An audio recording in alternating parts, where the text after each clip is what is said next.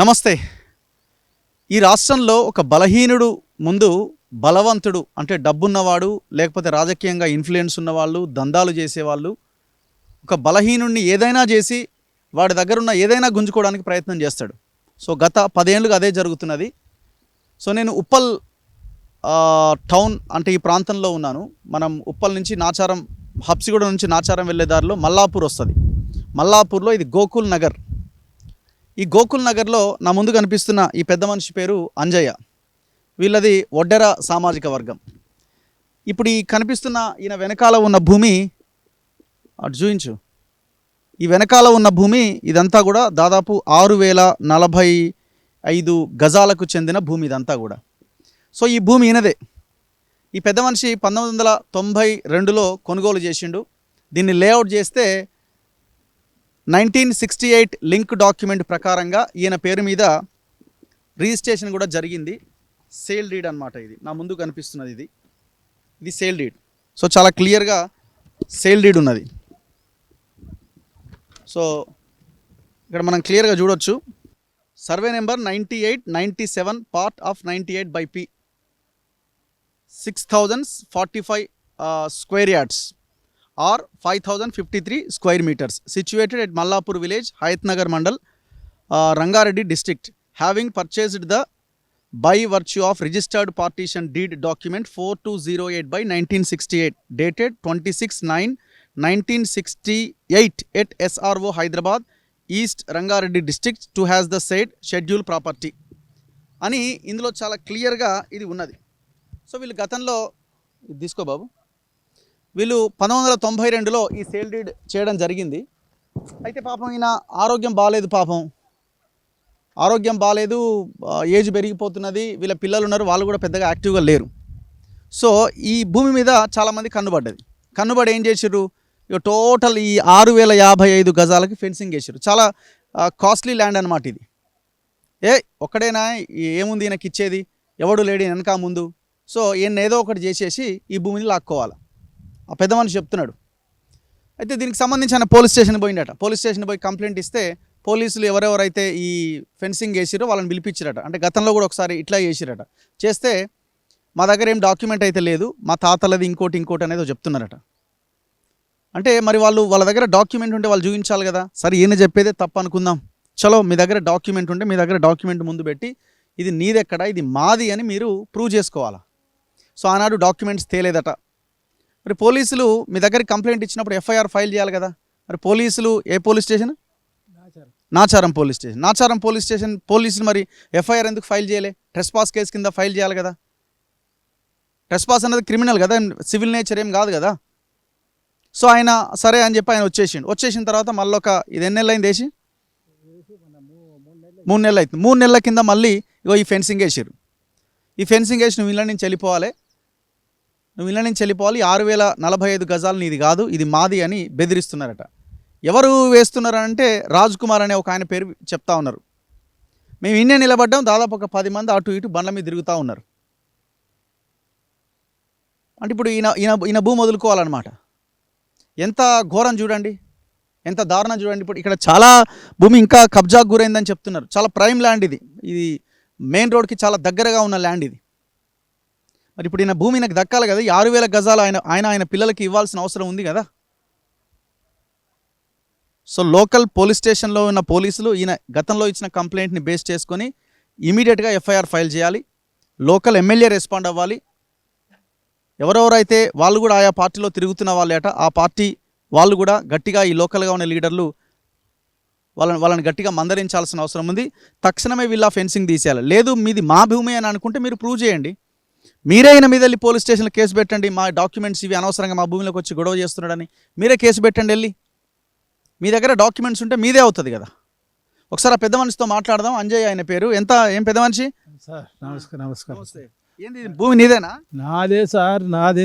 ఏదంటే మన ఆయన ఇట్లా పనిచేసి అప్పుడు దగ్గర 1968 నుంచి పనిచేసిండు వాళ్ళ దగ్గర.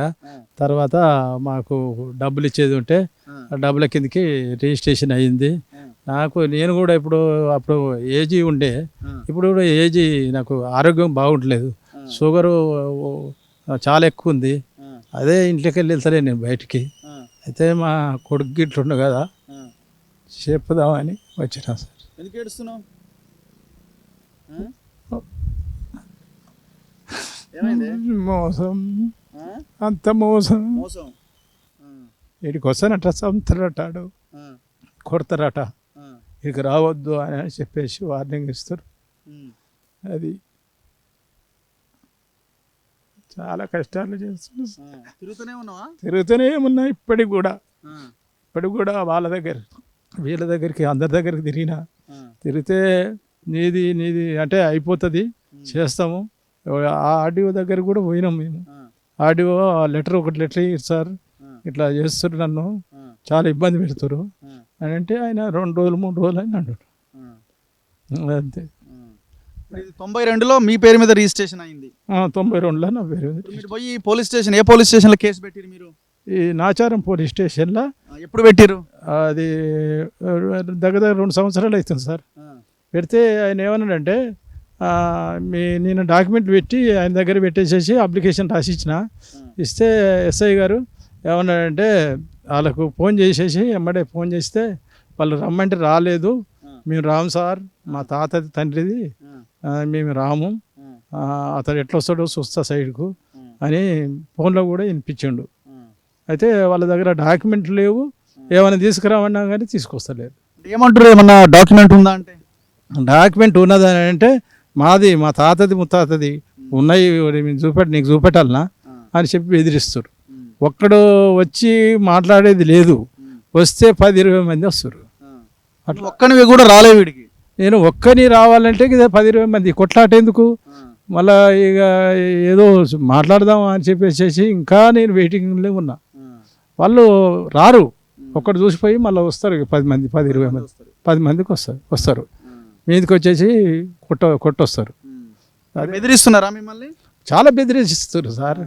ఆయన ఏంది, తర్వాత ఈయన రాజకుమారు, తర్వాత ఇక్కడ బోడు పొలోళ్ళు, వీళ్ళందరూ మీదకి వస్తేనే నేను కంప్లైంట్ చేసిన. అయితే వాళ్ళ దగ్గర డాక్యుమెంట్ లేవు కదా సార్, సరే మాట్లాడుండ్రి, పిలిచి మాట్లాడుండ్రి అని చెప్పిన.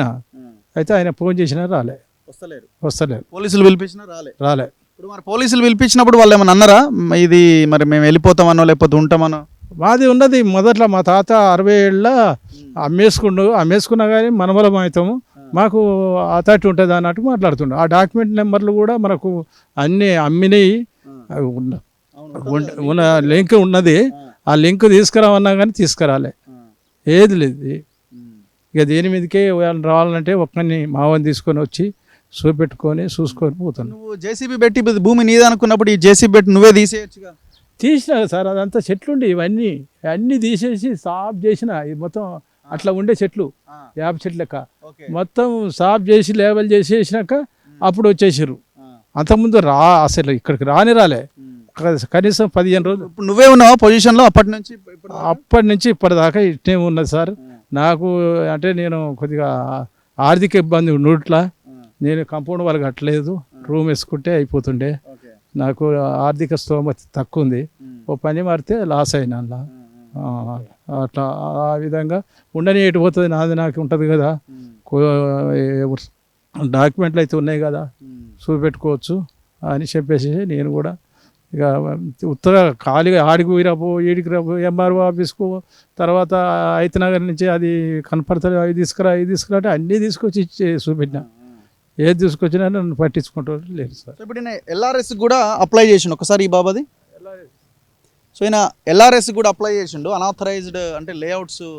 ఈ వీళ్ళు రెగ్యులరేషన్ స్కీమ్ పెట్టారు కదా, ఈ రెగ్యులరేషన్ స్కీమ్ కింద వీళ్ళు ప్రొసీడింగ్స్ కూడా ఇచ్చారు, ఆర్డర్. సో దీనికి ఇక్కడ రోడ్ వైడనింగ్ పోర్షన్ అని proposed with area affected in road widening కింద 9.14 మీటర్లు కూడా ఈ ఎల్ఆర్ఎస్ దీంట్లో చాలా క్లియర్ గా వీళ్ళు చెప్పారు అధికారులు. ఎవరు? Zonal commissioner, LB Nagar zone, GHMC. ఇప్పుడు నేనేమంటున్నా అంటే ఇది మీదే అని మీరు అంటున్నారు, ఫెన్సింగ్ నాటిన వాళ్ళు ఎవరైతే ఉన్నారో మీరు అనుకుంటున్నారు కదా, చలో డాక్యుమెంట్స్ ముందుకు తీసుకురండి, లీగల్గా ఫైట్ చేయండి. పాపం ఆయన ఇక్కడికి రానియరు, కనీసం ఇది చేయరు, బెదిరిస్తారు. పోలీస్ స్టేషన్లో పోలీసులు పిలిచినా కూడా వాళ్ళు రాలేదంటే మరి పోలీసులు వాళ్ళు ఇద్దరు కలిసిపోయారని అనుకోవాలనా, లేకపోతే పోలీసుల కంటే వాళ్ళే పెద్దోళ్ళని అనుకోవాలనా? టోటల్గా ఉన్న ఈ చోటా మోటా లీడర్లు కలిసి అంతా చేస్తున్న ఈ దందాలా కనిపిస్తున్నది. ఇంకా చాలామంది మాకు కంప్లైంట్స్ వచ్చినాయి, ఈ వెనకాల ఉన్న కొంత భూమి కూడా కబ్జాకు గురైందని. నేను ఇంత దూరం ఎందుకు వచ్చినా ఈ ఉప్పల్ హబ్సిగూడ వరకు అని అంటే పాపం ఆయన ఆఫీస్కి వచ్చిండు, అడ్రస్ తెలుసుకొని వచ్చి చాలా బాధపడుతున్నాడు. ఒక్కసారి వచ్చిపోండి అని అంటే సరే అని ఇంత దూరం వచ్చిన. సో తక్షణమే తేల్చాలి. ఫస్ట్ అయితే ఒకవేళ ఎవరిది అని తేల్చాలి అని అంటే మీ దగ్గర డాక్యుమెంట్స్ ఉన్నాయి, మీ దగ్గర డాక్యుమెంట్స్ని ముందు పెట్టండి. నాచారం పోలీసులు ఇమీడియట్గా గతంలో ఇచ్చిన కంప్లైంట్ మీ దగ్గర ఉన్నది, పోలీస్ స్టేషన్లో వీళ్ళు కేసు ఫైల్ చేయండి. సో ఆయన వెనకాల ఎవరు లేరనుకుంటున్నారేమో మీరు. ఒకవేళ ఆయనదే భూమి అయితే మీరు అనుకుంటుండొచ్చు ఆయన వెనకాల ఎవరు లేరని. ఆయన వెనకాల మాలాంటి వాళ్ళం ఉన్నాం, ఇట్లాంటి బలహీనుల పక్షాన పోరాడడానికి మేము ఉన్నాం. ఆ భూమి ఆయనదైతే ఆయనకి దక్కాల్సిందే. ఒకవేళ ఆయనదే భూమి అయితే ఆయనకి దక్కేదాకా మాలాంటి వాళ్ళ సపోర్ట్ ఆయనకు ఉంటుంది. పోలీసులు ఎందుకు కేసులు పెట్టరు, లేకపోతే అధికారులు ఏం చేస్తారు, మిగతా వాళ్ళు ఏం చేస్తారు అనేది మనం తర్వాత డిస్కస్ చేద్దాం. సో ఇప్పటికైనా ఈ కబ్జా నుంచి మీరు బయటికి వెళ్ళిపోవాలా, ఒకవేళ మీది కాకపోతే తక్షణమే. కెమెరామెన్ అభిషేక్తో రఘు, మన తొలి వెలుగు.